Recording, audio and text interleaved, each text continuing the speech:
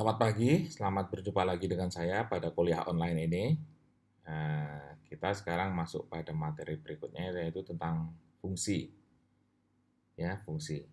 Fungsi ini matematis sebenarnya sifatnya, tapi sebenarnya sudah kita pelajari dulu pada waktu kita mempelajari semacam fungsi produksi lah gitu ya. Mungkin tepatnya ini mata kuliah yang apa namanya terrelasi dengan ini adalah mata kuliah ekonometrika. Tapi paling tidak Anda bisa sedikit tahu apa namanya bagaimana bentuk fungsi dalam ilmu ekonomi. Nah, sebenarnya sini banyak dibahas adalah tentang mikronya, gitu ya. Jadi tentang fungsi ini fungsi yang dalam bentuk mikro, ya. Oke, baiklah. Jadi fungsi itu bentuknya sebenarnya matematis atau persamaan sebenarnya, ya. Jadi bentuknya adalah persamaan.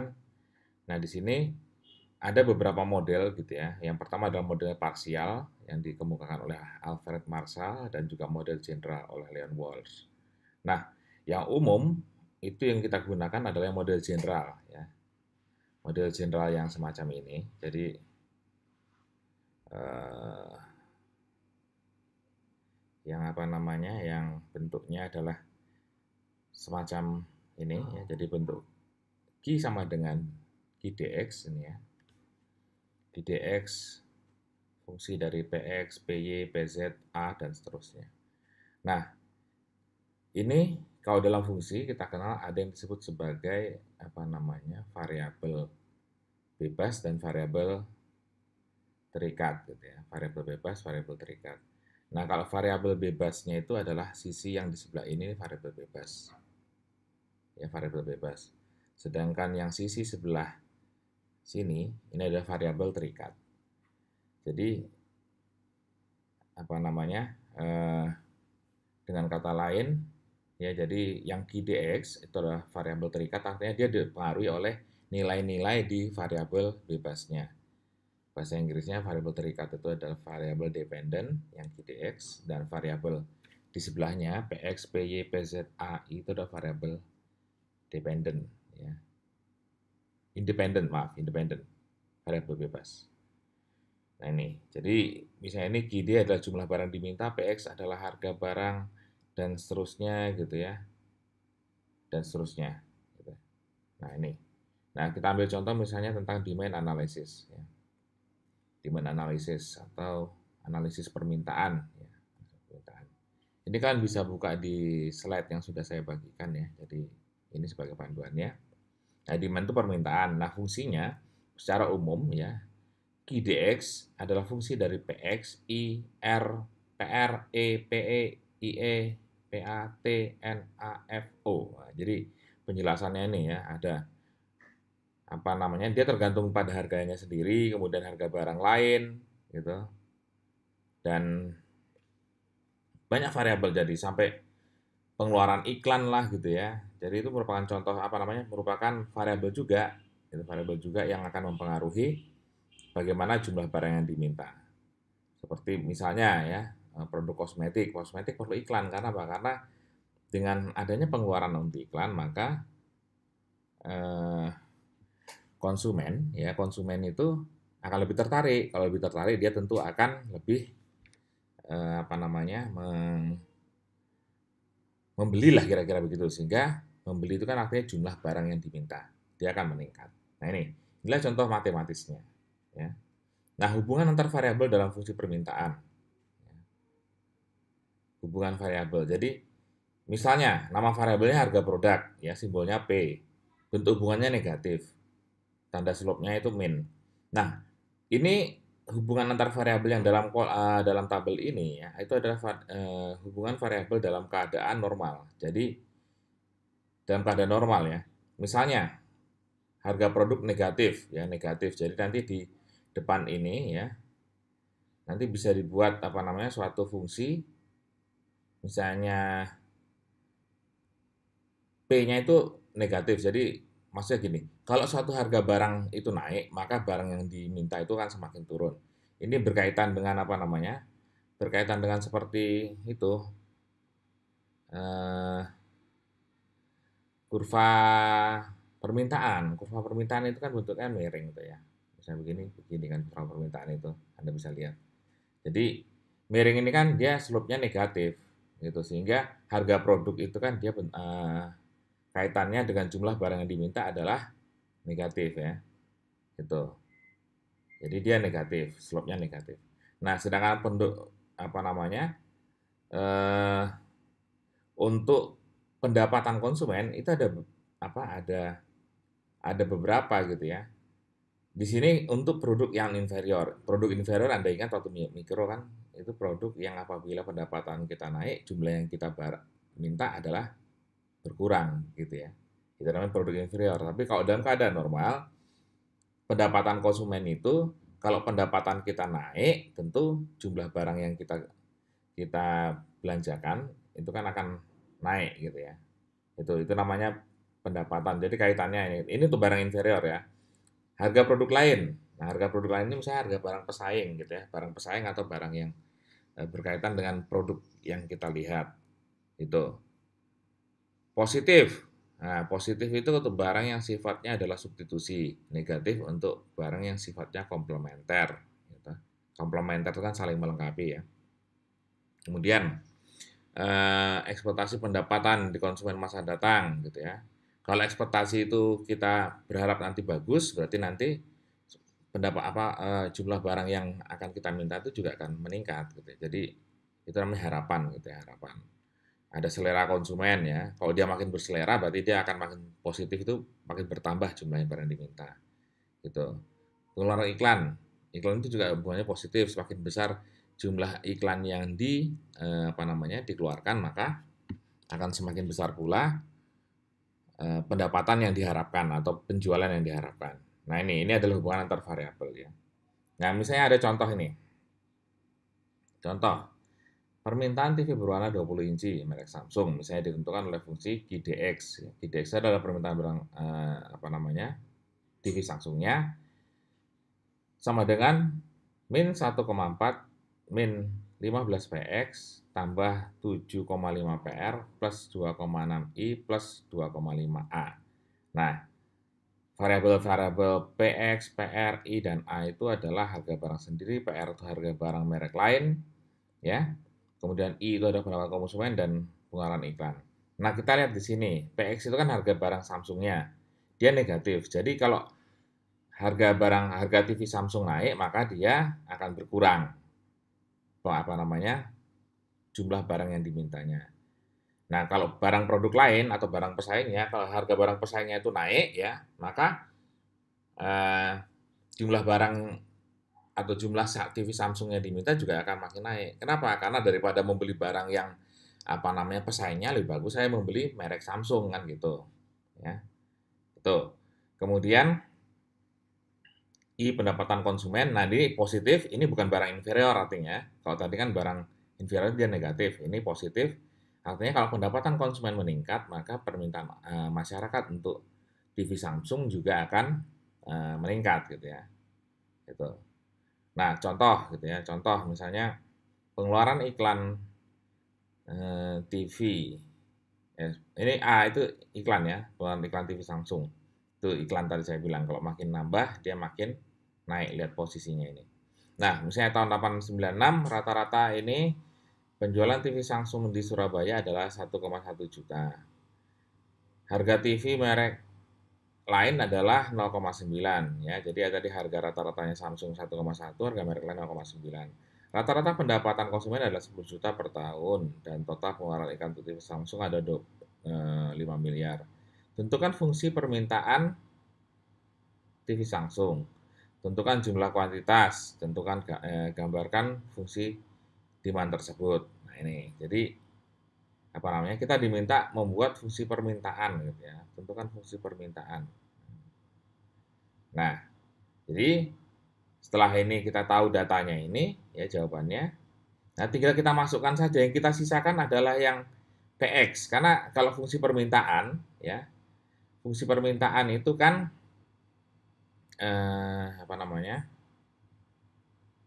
fungsi permintaan itu Q sama dengan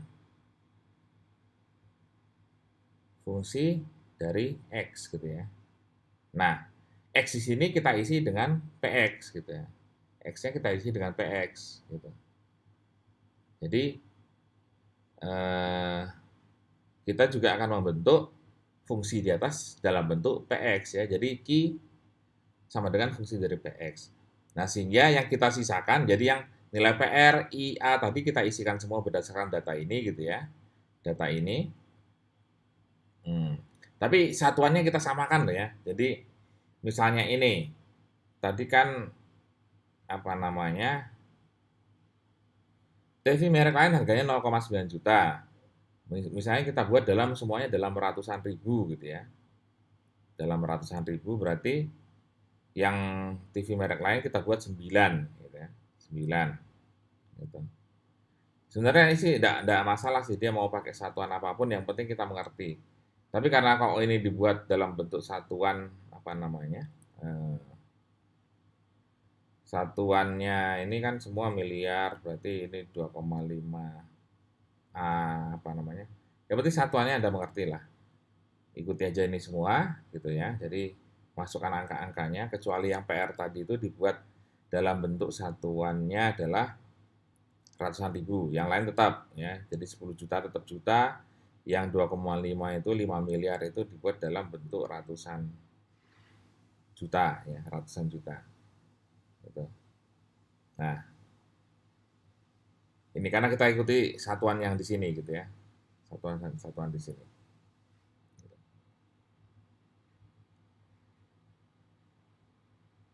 Ya, dalam ratusan ribu, maka di sini jadi 9, ini juta. Jadi ikut yang ini. Jadi harga yang di sini ya, harga yang di sini pada harga apa namanya? Data yang ini ya. Itu kita ikuti masukkan ke dalam sini bentuk satuannya ya. Nah, itu. Jadilah ini. Ini ketemu fungsinya sudah ini. Jadi QDX fungsi dari PX kan jadi semua dihitung ini. Nah, kemudian kuantitas permintaan. Nah, kalau kuantitas permintaan tinggal kita masukkan yang PX, nilai PX ini. Ya, nilai PX-nya dalam bentuk tentu ini satuannya tadi minta dalam ratusan ribu unit. Harganya adalah 1,1 juta. Berarti 1 juta itu kan setelah 11 kali 100 ribu ya toh. Jadi 11 kita masukkan nilai 11 ke sini ketemu 51,9.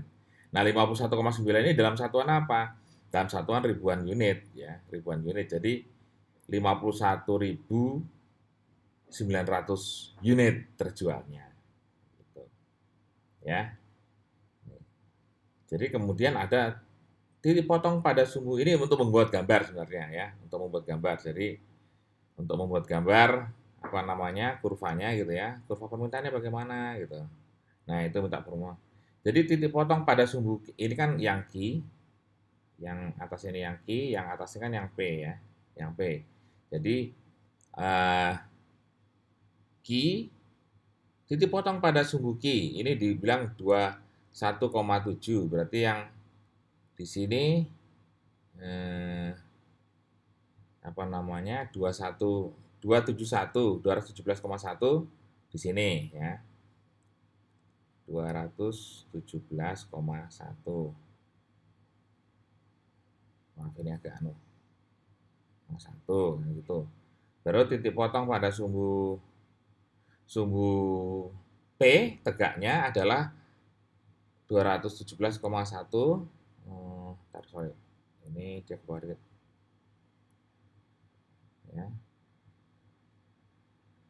14,47. Jadi yang di sini adalah 14,47. Ya apa itulah gitu. Maaf ya saya tidak pakai tab jadi pakai HP aja ini jadi agak kacau tulisannya. Nah, tinggal digambar begini aja berarti kan garisnya set gitu udah. Nah itu jadi ini kurva apa namanya? Kurva permintaannya, kurva permintaan untuk model Samsung. Jadi gambarnya begini lah, gitu ya. Dengan persamaan ini. Gitu. Oke, yang selanjutnya adalah supply analisis ya. Supply kalau tadi demand analisis, sekarang supply analisis. Prinsipnya sama ya, cuman kalau supply Anda lihat apa namanya, dia pasti bentuknya kan supply, berarti begini gitu nanti ya, gitu. Slope-nya itu positif ya, positif. Misalnya pada model matematis ini kuantitasnya begini-begini ya, gini. Nah, kaitan harga ini ya gitu. Harga produk dia positif, kalau tadi kan negatif ya. Harga input itu negatif hubungannya, ya Anda lihat ya tadi ya. Gitu. Harga produk lain ya, positif untuk barang komplementer, negatif untuk barang substitusi. Jadi terbalik untuk yang tadi apa namanya barang eh, apa tadi yang permintaan ya, kalau dia komplementer negatif, substitusi positif. Nah, kalau sekarang terbalik, yang untuk komplementer positif, substitusi negatif. Nah, itu jadi ini contohnya ini ya, kita ambil contoh aja langsung. Itu. Nah, ini kemudian Anda lihat ini tentang apa nih? Penawaran ruang mall. Nah, ruang mall. Nah, jadi kalau untuk nanti satuan ini diperhatikan kalau untuk kita membuat nanti persamaannya gitu ya. Gitu. Jadi ini kemudian ruang mall ya. Persamaannya adalah 325 tambah 7px min 0,25 pi min 8 pr tambah 5nf. Nah, masing-masing variabel itu penjelasannya ini ya. Q-nya adalah jumlah sewanya, PX adalah harga sewa mall, PI adalah harga input pembangunan mall, PR adalah harga sewa ruang perkantoran, ya, kemudian ada banyaknya pengembang yang menawarkan ruang mall, jadi ada pesaing gitu ya. Itu. Nah, ini apabila nilai rata-rata ini itulah fungsi penawarannya, gambarlah supply-nya. Jadi prinsipnya sama. Jadi yang disisakan adalah PX-nya ya. Jadi PX. Nah, nanti PX itu pasti juga ini hubungannya positif. Anda lihat ya. Anda lihat kan ini kan dia positif ya. Positif. Jadi tadi kalau tadi kan negatif yang mana tadi. Nah, ini kan negatif dia ya. Ini negatif Anda lihat ya. Negatif ya. Gitu. Nah, jadi itu. Nah, kemudian kuantitas penawarannya tinggal kita masukkan. Satuannya 75. Tadi kan dia 75 meter. Nah, gitu. Ini tinggal masukkan. Sudah ketemu. Prinsip yang hitung juga sama. Gitu ya, sama. Nih, jadi kita lihat posisi fungsi apa namanya penawarannya semacam ini. Nah, cuman kalau menggambar fungsi penawaran kan Anda ingat bahwa sebenarnya kalau untuk yang di garis bawah ini kan tidak perlu gitu ya. Tidak perlu, ini hanya untuk membantu saja. Yang kita lihat adalah yang atas gitu ya, yang atas. Nah, kemudian analisis keseimbangan pasar. Anda ingat kalau keseimbangan itu kan pasti perpotongan antara permintaan dan penawaran toh, permintaan dan penawaran, sehingga eh, apa namanya kita tinggal memotongkan saja sebenarnya gitu ya. Nah, misalnya dari titik kombinasi nih gitu ya, persewaan kelebihan segala macam, ini Anda bisa lihat di slide Anda ya.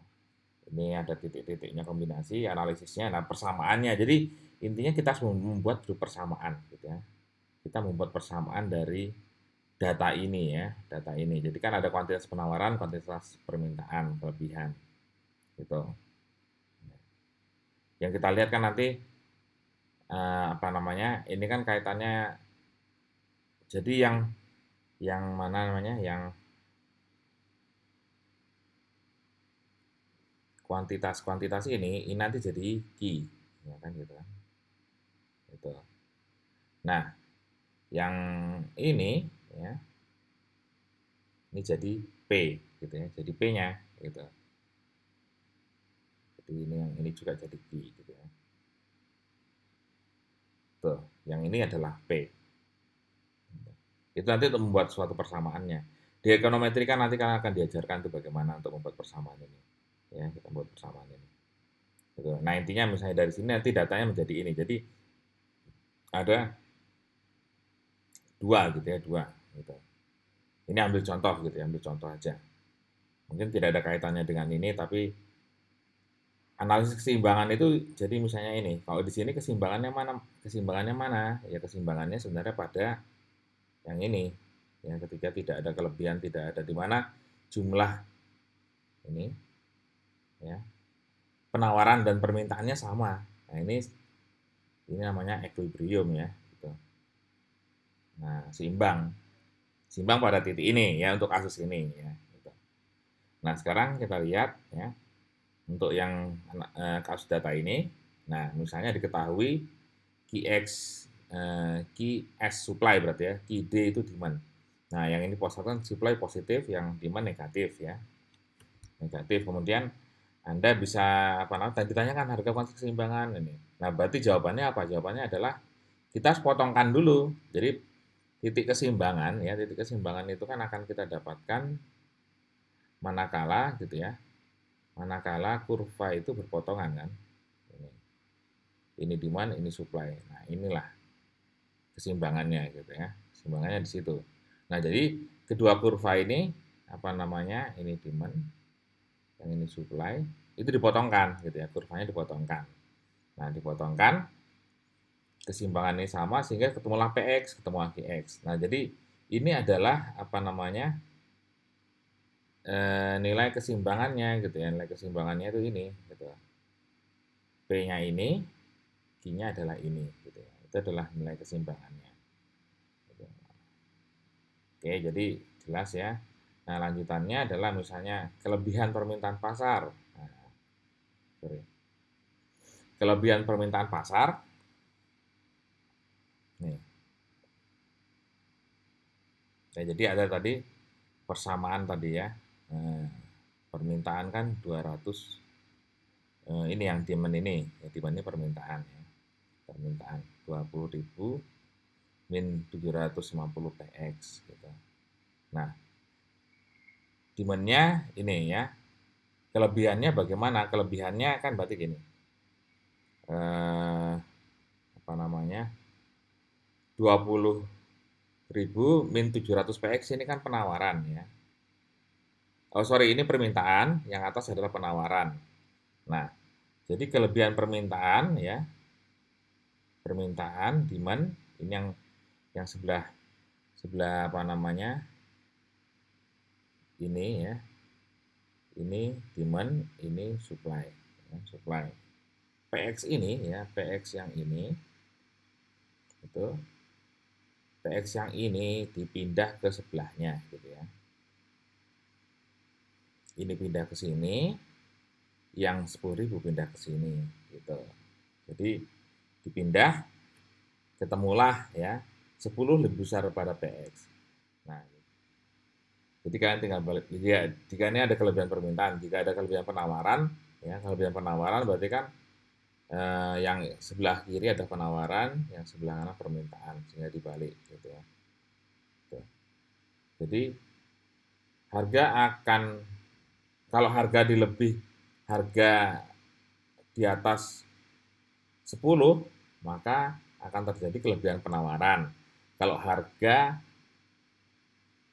oh sorry, kalau harga penawaran ya, harga PX ini kan harga ya, harganya itu lebih dari atas 10, maka ada kelebihan penawaran. Kalau PX-nya lebih kecil lah berarti kan, kalau PX lebih kecil daripada pada 10 ya, untuk yang pertama ini, untuk yang kelebihan permintaan, maka akan terjadi kelebihan permintaan. Nah, membacanya begitu gitu ya, membaca begitu. Jadi kan ditanyakan kapan akan terjadi kelebihan permintaan, kapan akan terjadi kelebihan penawaran, maka kelebihan permintaan terjadi apabila harganya lebih kecil dari 10. Dan kelebihan penawaran akan terjadi apabila harganya lebih dari 10 gitu ya. Kalau tadi harganya kurang dari 10, ya, kelebihan permintaan akan terjadi apabila harganya kurang dari 10, dan kelebihan penawaran akan terjadi apabila harganya lebih dari 10 ya. Gitu. Nah, kurvanya ini tinggal cari titik potong sama cari kurva apa namanya? Penawarannya, kemudian nanti kurva apa namanya? Permintaannya baru digambar. Ya. Nah, titik yang ini adalah titik apa namanya? Ini keseimbangan ya, keseimbangan yang nilainya dari tadi atas tadi ya. Jadi keseimbangan itu nah ini. PX sama dengan 10, GX sama dengan 12.500 ya. Jadi yang ini 12.500,10 ya. Itu. Nah, ini adalah kurvanya ya, kurvanya dan eh, apa namanya? Ini yang turun negatif, ini adalah kurva permintaan, yang positif adalah kurva penawaran. Cuman biasanya memang kalau kurva itu ya, yang apa namanya, ini enggak digambar, ini enggak digambar gitu ya. Jadi apa namanya, yang dilihat kan yang ada di kuadran 1 saja ya. Oke, jadi saya rasa ini kuliah apa namanya kita hari ini berkaitan dengan fungsi ya, berkaitan dengan fungsi dari atas tadi ya, mulai mulai apa namanya model fungsi, kemudian gimana analisis, kemudian contohnya gitu ya, kemudian ada supply ya, supply analisis, analisis penawaran, kemudian keseimbangan gitu. Jadi prinsipnya kalau udah keseimbangan pasti dipotongkan gitu. Seperti waktu kita belajar mikro kayak keseimbangan pasar sama saja. Oke, baiklah, Anda bisa nanti lihat itu di slide Anda bisa print gitu untuk latihan coret-coret, jika Anda pahami lagi. Kalau tidak kurang paham, nanti Anda bisa tanyakan pada saya gitu ya, dan bisa kita diskusikan bersama. Dan mudah-mudahan ini cukup jelas gitu ya, walaupun posisi kita masih kuliah online. Tapi tidak apa-apa ya, saya sebenarnya juga kangen juga ngajar Anda gitu ya, kangen bertemu dengan Anda. Yang penting saat ini memang kita ya, posisi kita saat ini memang mengikuti anjuran pemerintah sajalah agar segera kita dapat menghentikan penularan virus ini, karena jumlahnya tiap hari ya menambah kan kalau kita lihat di televisi. Oke, tetap jaga kesehatan ya. Kita berdoa agar para para medis kita, para aparat kita, dan orang-orang yang terlibat di garda terdepan itu dalam keadaan selamat, sehat selalu, pasiennya segera sembuh, wabahnya segera berhenti, dan kita juga tetap sehat.